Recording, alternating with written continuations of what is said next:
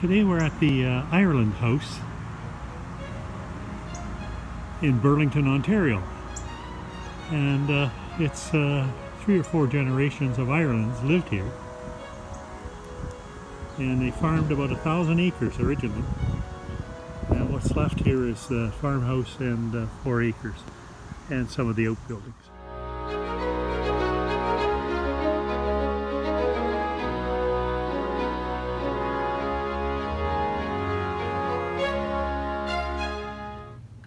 Well, this is the special parlor. This is the parlor, the front parlor, yes. For special, out of your way here. Special guests visiting. Yeah. You see the fireplace, which is made to look like marble, but it's actually just painted. They couldn't afford marble, so they hired someone to paint it. And apparently he shut himself in here for 3 days while he did it. Yeah. But apparently also did some work at Dundurn Castle. Well,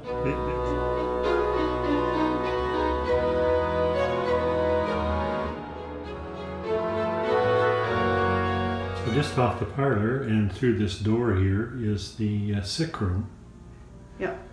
And where people were recovering or yes. not, as the case may be. That's right. Yeah. And down here is a Victorian bath. So you sat on the edge and put your feet in it, and a little soap dish on the side. Maybe a sponge bath. Yep. And, yeah, very interesting. And there weren't any doctors, of course, when they were initially here. So it was the women of the house who looked after people. What vintage are we talking? 1790s? No, or? 1850s. 1850s, okay. Yeah. That's still quite an age from here. So we're heading down into the basement. Into the kitchen, into the cellars. Oh, it's a kitchen and cellar.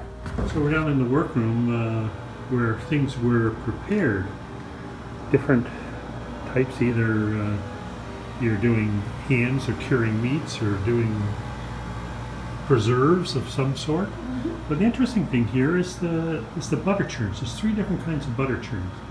The one with the ceramic is churned by hand. It's on a rocking bed. This one over here is the normal churn where you would churn it by hand. But the real interesting one is this one, which I'll try to get all of it in. But it's a butter churn, but an animal would run up that ramp and it would move the arm up and down to peak and separate the butter from the buttermilk, etc.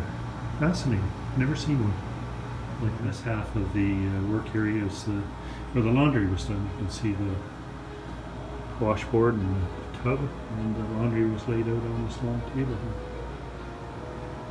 Very interesting. The kitchen is where they made their candles, and either made them out of beeswax if they could find it or buy it, and tallow, less expensive if they couldn't. Very interesting. So this is the main kitchen area. This is the kitchen where they would do the cooking. And I'm told that they've lifted all of the floor stones up and placed them back exactly as they were, but just to make the cellar a little bit larger so that people of today could easily walk through without cracking their head on the beams. So next to the summer kitchen, we're actually in the summer kitchen area, but this area here is, of course, the woodshed, and it's attached to the main house. And believe it or not, this is the privy, and it's you only can see 2 lit up, but it's actually a 3-holer. So this was a major house here with this kind of thing, but it was set here because it would be more comfortable than having to walk out to an outhouse off the main house, which this one would be a little warmer. And this obviously is the summer kitchen attached to the house. Quite rustic. So they had indoor plumbing. Yeah, this is a well. Is it working well? I guess it maybe would. The pump works, but it's being disconnected. Oh, okay. well is 35 feet deep, and it fills up just naturally. Oh, it's right off the dining room, I guess it is. Yep.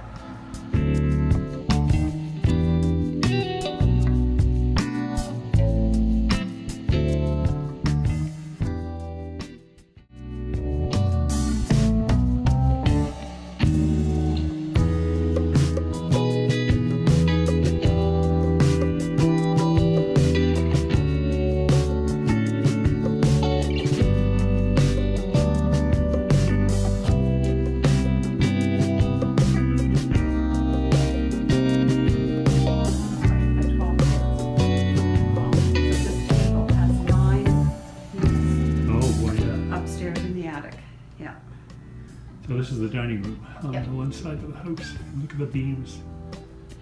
And look at the thickness of the walls. Wow. The interesting thing is this fireplace heats not only the parlor here, but it's in a corner, so it heats the sick room on the other side and the hall up to the left there. Amazing. Well, these were well-to-do people, really.